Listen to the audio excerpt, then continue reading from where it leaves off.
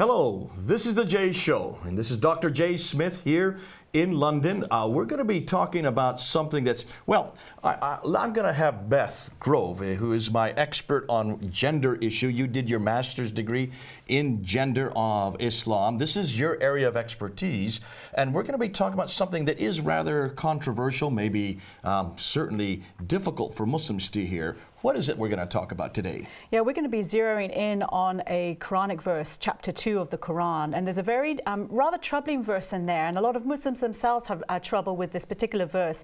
And it says in verse 230 of the second chapter of the Quran, where if a man were to divorce his wife, and he would have said talaq on 3 separate occasions to his wife, that means he divorces her, and then she is absolutely divorced. In order to come back to that husband, to be reunited to that first husband, she has to go and find another man, marry another man, consummate the marriage with that man. For those who don't know what consummate means. To sleep with that man. To have sex with the man. And then to be divorced by that man in order for her to then return to the first husband. Now, you've known about this for years. In fact, you covered this in your thesis, in your master's. But the reason we're bringing it up now is because something happened a few weeks ago on April the 5th. There was a documentary that was made here in Britain by BBC and was put also on the website. That's where I came across it, and I was gobsmacked to see that they would even talk about this issue here in Britain. And this is the documentary here. We're just going to hold up. This is actually a picture from the documentary, and this is actually goes and unpacks what they do in the documentary. And they mention that here in Britain there are quite a few women who get divorced, which is normal, and the way to get divorced is just by, they call it triple talaq. Triple talaq means, they say talaq, talaq, talaq. The man does 3 times. And when he says that, she's divorced, right? It can be over 3 periods, or it can be immediately. What was interesting in this documentary, they had a woman there who had got a text from her husband saying that he wanted to divorce her. They had had an argument the day before. He had actually beat her up quite a few times, and so she was getting fed up with them. She already had 3 kids through them. She still loved him, and she was at her parents' house when she got a text from the husband saying, talak, talak, talak. And she looked up, and her father was sitting right there, and her father says, "You're now divorced." Because once you say it the 3rd time, then that's final. And it's called the triple talaq. And she says, "Well, what do I do now?" Because she'd still like to get back with her husband. So the father says, "You've got to go down to the mosque, and you've got to go and tell the imam there at the mosque what has happened. And what they will do then is they will give you a halala marriage. Halala marriage it's called. Halala, which is rather odd because halal. Allowed. It is allowed. Permissible. Permissible. So this is halala marriage, a permissible marriage. You have to do a halala marriage, which means that you've got to marry another man. And on the documentary, they didn't say where this came from. They just said this is being done by quite a few Muslims. Then when to be married to the other man, you've got to actually, the imam will provide a man. Usually it's another man from the community. What was happening, according to this documentary, is that a lot of these other men that were used to provide the sexual service for the woman doesn't have to then annul that or divorce her, annul the marriage anytime soon. It's supposed to be done immediately, but many of the men were holding on, and they were saying, "No, this could be a month or 2 months, as long as I need you, as long as I need you as a woman." And so what was happening is that the imams were taking it upon their own selves to do the halal marriages. And so in a number of mosques here in Britain now, they have a anteroom, another room off the side of the office where the imam is, and there's a bed there, and they will go to the bed and they will then have sex. It has to be a penetrative sex. He will then come out and then sign a divorce right in front of the wife, and then she is then free to go back to her original husband. Now, they were charging, the imams were charging anywhere from £1,000 up to £2,500. Which, of course, is Islamic in the sense that you need to be able to pay a bride price. That's also in the Quran, the mahr. You have to pay this price so that you can actually marry a woman in the first place. So that would be normative in Islamic marriage. Except this is the bride paying the price. The husband doesn't pay the price. In this case, it's all completely opposite. So here is the bride. Already she's the one that's divorced, Because it's the husband that said talak, not the wife. Wife doesn't say talak, do they? What does the wife do? The wife has to go to the law court. She has to go to the Sharia law, and then she has to approach the Sharia law, and she has to ask and go through arbitration and ask for a divorce. It's called khul, and if she asks for the divorce, she usually has to give her bride price back to the husband. Maher, so she is often left without any maintenance. She is left without anything to support herself. Beth, in this case, it's completely the other way around. She doesn't keep her dowry. In fact, she is the one that has to go and pay. And we found out what was fascinating is they did an undercover film. The woman posing as needing of a halala marriage. She goes to a restaurant, and there's the fellow. He's been pixelated out, so you can't see his face.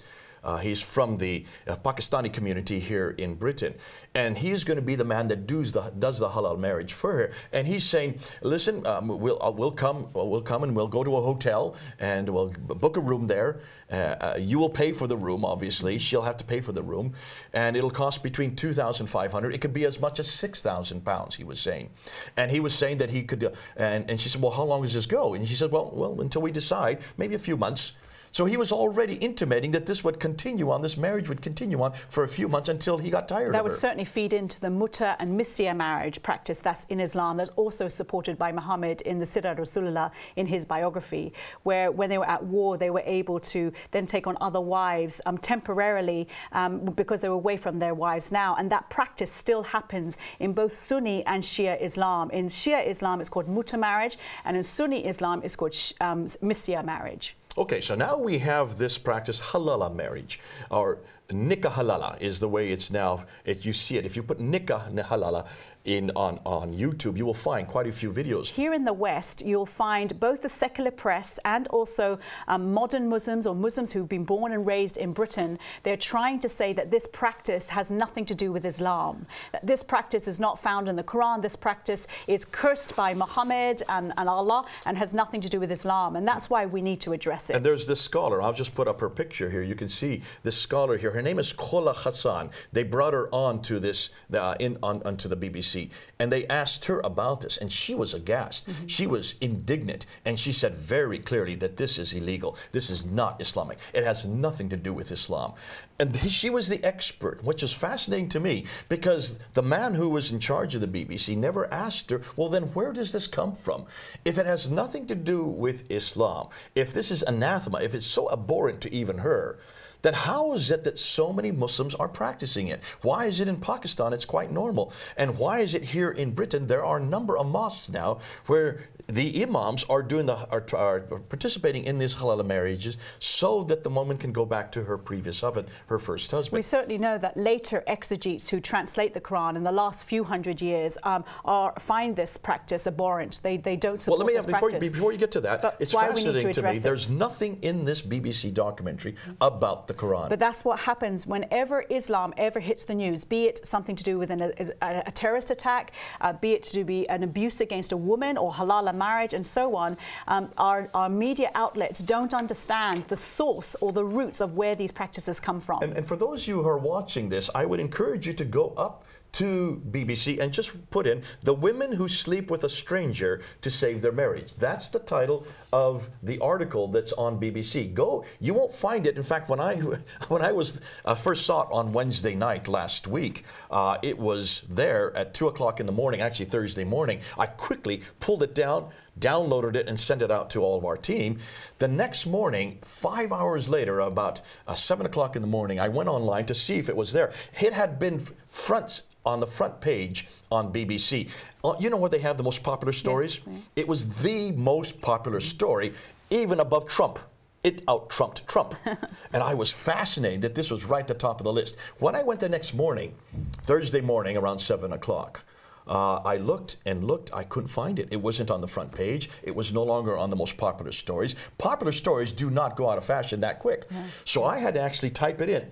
The women who sleep with a stranger to save their marriage, to find it again. So it's still there. And those of you who do not trust me and want to make sure that this is still there, go and look at it and see as you read through the article and see as you look at the documentary, because it gives you a URL to go to where you can find the documentary. See if they say anything about the Quran, or if they support it or even intimate that this may come from Islam. What they're saying is this is nothing to do with Islam, almost intimating that this is nothing more than a custom that comes out of Pakistan, one of those colloquial customs that people bring with them when they come across the seas, they come to the West. Now, I understand the secular press saying that because those who have no religion don't understand that those of us who do have religion, we look to our book.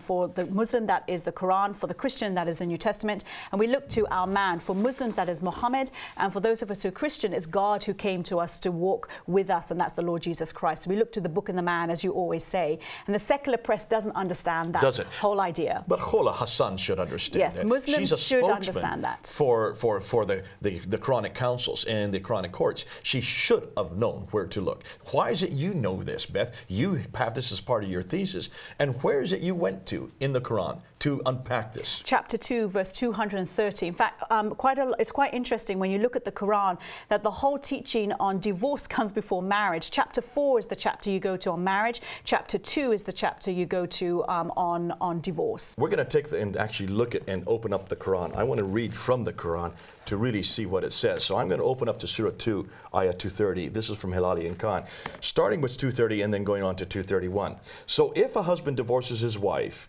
he cannot after that remarry her until after she has married another husband and he has divorced her.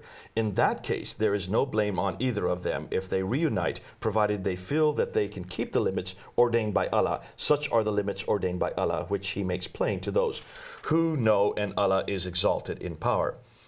A divorce is only permissible twice. After that, the parties should either hold together on equitable terms or separate with kindness. It is not lawful for you to take back any of your gifts, except when both parties fear that they would be unable to keep the limits ordained by Allah. Now, it's fascinating. That's Surah 2, Ayah 230 and 231. So, irrevocably means the third time, the third talaq. Yes. That's the third time. So, halala comes into play after the third divorce. What I want you to do now is I want you to go back and see what the earliest exegetes, how do they unpack it? And let's start with Ibn Abbas. Ibn Abbas, and the dates for him are 687 AD. Go ahead and read what he says there. So he says very clearly, he says, Allah went on with his saying, divorce must be pronounced twice, saying, and he hath divorced her, and the third time, then she is not lawful to him thereafter. After the third divorce, until she hath wedded another husband, and their marriage must be consummated, then the other husband divorces her. It is no sin then if the first husband and the woman come back together again. So it's very clear here that in 687, now we don't really know if this really is an original, because 687 there's nothing that's that early. Nonetheless, from the very beginning, it is very clear that after you say the third talaq, you no longer are married, you have to leave your husband, and you must go to a second husband, and he must consummate it. He must have sex with her. Now let's move to the 8th century. Let's go to the Hanafi manual, and you've got Hanafi right there. Yes, so I just want to see that we're reading from the original sources, and this is the Hanafi manual in English, of course. And if you want to check, you can go to the Arabic to double check. Let me read what it says in the Hanafi manual. The date for this is 767, so we're late 8th century. And it's under the title of the legislation of remarriage, i.e. halala. So it talks that if the divorce is pronounced thrice for the free woman or twice for the slave woman, so the slave woman can be divorced indefinitely twice, for the free woman 3 times, then she is not lawful for the divorcing husband until she marries a husband other than him in a valid marriage, and he consummates the marriage with her, thereafter divorces her or dies, leaving her a widow. So in the 8th century, it's still very clear that in order to get back with your first husband, you have to marry another husband, consummated. He has to divorce you, and you come back again. And of course, it goes on to talk about adolescent boys can be seen as adults. So you can sleep with an adolescent boy in order to have a halal marriage. So the second husband could even be an adolescent boy. Yes, and also a sexual intercourse of a master with his slave woman does not render her lawful, because we know that masters are allowed in Islam to sleep with their slave women. So that means that's not a halala marriage if it's the master. But there is a condition put into place, and this is where later exegetes focus in on.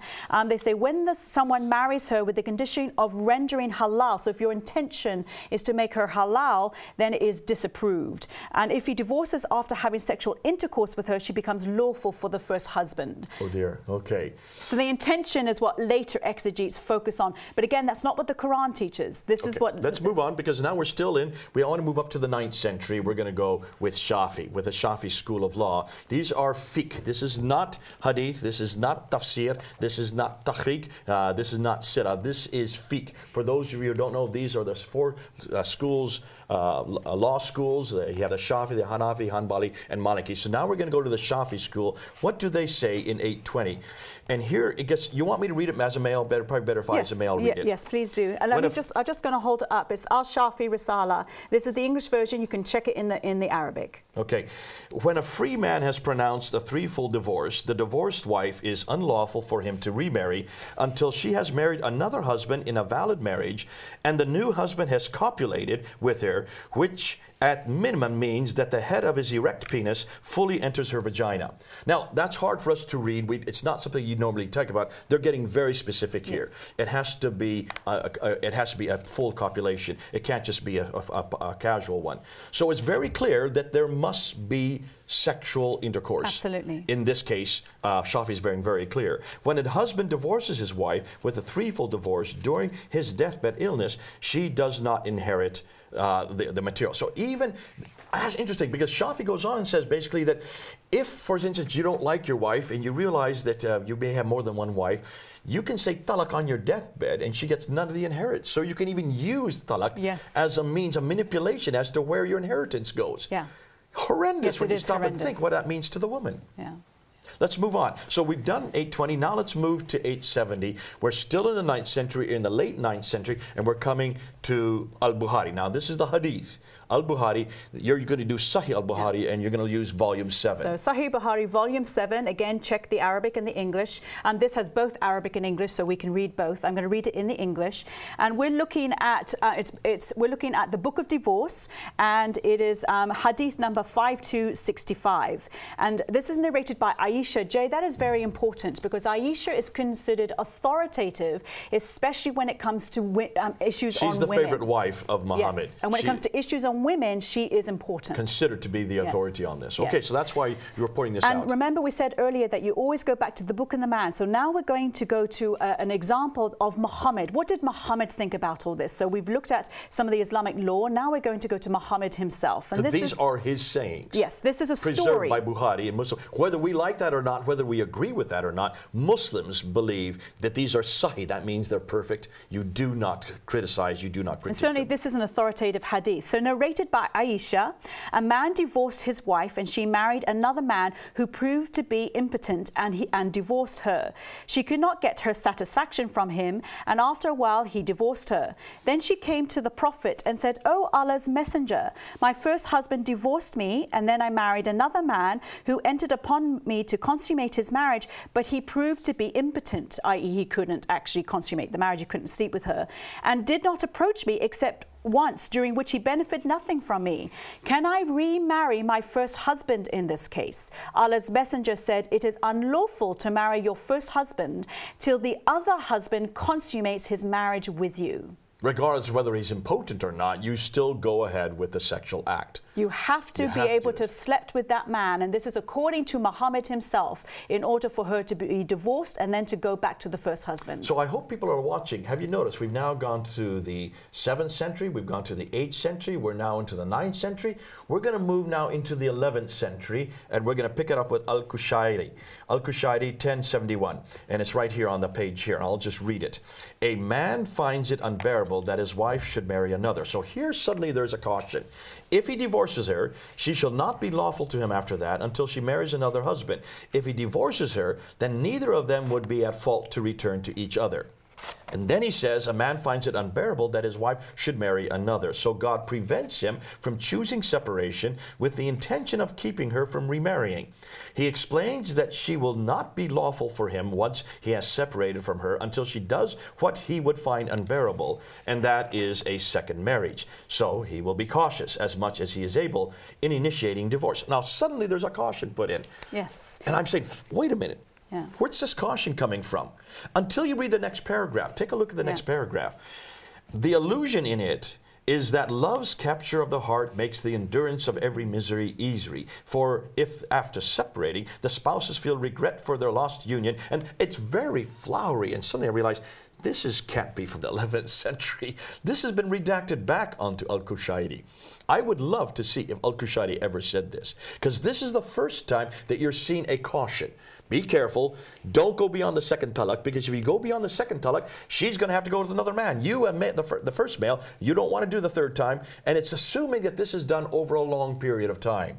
Yes, and certainly later exegetes and the Muslim friends I've talked to recently all say this is a caution, that Allah put it in place for a caution, as a way to try get around this rather difficult verse. Okay, now we get into the 14th century, 1373. We are with Ibn Kathir. Everybody likes Ibn Kathir. He is the favorite of anybody that I've come across. All over the world, they like to go to Ibn Kathir because he's the one that really unpacks the Quran. What does Ibn Kathir say in 1373? So we're going to read Ibn Kathir, and it's translated from the Arabic. Allah said, it gives you the Arabic, and then we're going to read it in English now. And if he has divorced her the third time, then she is not lawful to him thereafter until she has married another husband. It goes on again, it starts unpacking the verse bit by bit. And it says very clearly, this ayah indicates that if the man divorces his wife for the third time after he divorced her twice, then she no longer is allowed for her to be married. And then until she's married another.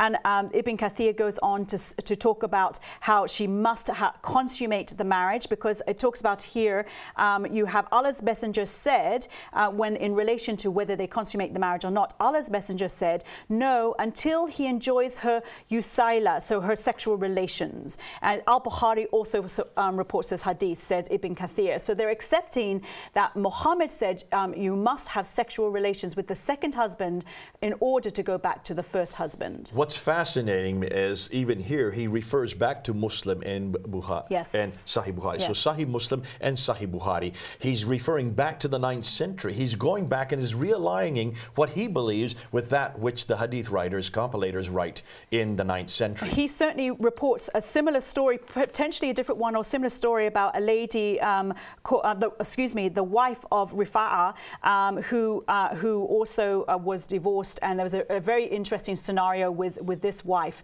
who also married a man. He was not able to consummate the marriage, the second man, and as a result, Muhammad said you cannot remarry your first husband until you have slept with the second husband. Okay, so here now in the 14th century, he's now revisiting, going back to the 9th century, going back to basically what we've already read.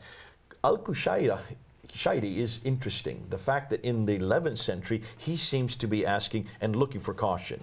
Now we move on to the 15th century, and we go with Al-Jalalain. Al-Jalalain, 1459. And he basically says exactly what Bukhari and Muslim say. He says this: if he, the husband, divorces her after the 2 utterances of divorce. Now, he doesn't give a time limit here.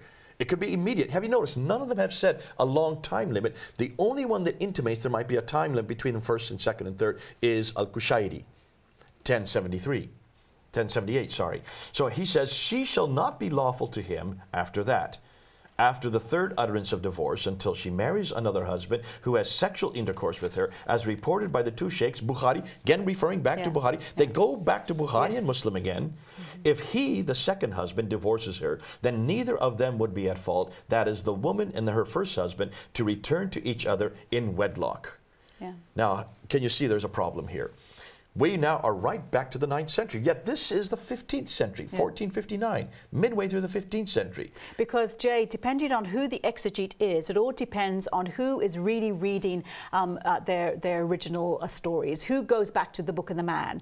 The ones who refer back to Muhammad and what Muhammad said, and also to their own book, the Quran, those are the ones that go back to the more traditional practice of halala. Oh, this is fascinating. Now, I want to take you back to this last Sunday. We were on the ladder a week ago Sunday. Speaking to crowds of Muslims. Crowds of Muslims. And you can all, those of you who don't want to go, just go up on Fender Film and take a look at what happened on there at Speaker's Corner down in Hyde Park. When we got up on the ladder and introduced this, immediately one of the Muslims standing right at the foot of the ladder says, no, no, no, no, this is illegal. Every Muslim knows this is illegal. And we responded, okay, in the 21st century, it is illegal. You're right. And I would suggest that the majority of Muslims who are listening to us right now would say this is illegal. Why do they say this is illegal? Well, I mean, they're disturbed by it, but also later exegetes like Maududi from Pakistan and Asia, they clearly try to discredit this. They say, no, that this particular saying of Muhammad or hadith, it talks about the curse of Allah. That's how they try to get out of it, that it's actually a curse. But if you read the earliest sources or the earliest literature of Islam, there's nothing in there about the actual practice of halala being a curse. The curse that they might be referring to... Before you go any further, let's just read what Sayyid Abdul Allah Maududi says. He was born in 1903 and then he died in 1979. So he's actually within our lifetime. Very popular in India, and then of course during the partition in 1947, sorry, he then moved to Pakistan out of India. He was from Deoband, not too far from where I grew up. And he moved and he started the Jamaat-e-Islami, the very, very big group and that has now all over the world. And he says this: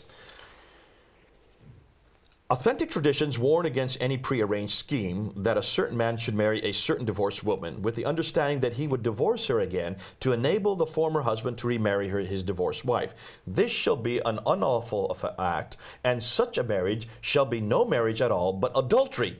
And the woman shall not become the lawful wife of the first husband by such a prearranged scheme. Hadar Ali ibn Masud, Abu Huraira, and Uqba ibn Amir all relate the tradition to the effect that the Holy Prophet cursed all the persons who indulge in such devices. I want to be very clear. The early exegetes do not show Muhammad cursing those who did halala. The only thing they can maybe come up with is if it's your intent, if it's the prearranged scheme in order for her to go back to the first husband. That's the only thing you can find out in some of the later exegetes. But the Quran itself does not support such a practice, and Muhammad himself, according to Sahih Bukhari, does not support such a practice. So really, when this lady Khola Hassan said this, and the man who wrote this, the man who did this article, Athar Ahmad out of BBC, he worked for BBC. Again, I think he's a Pakistani.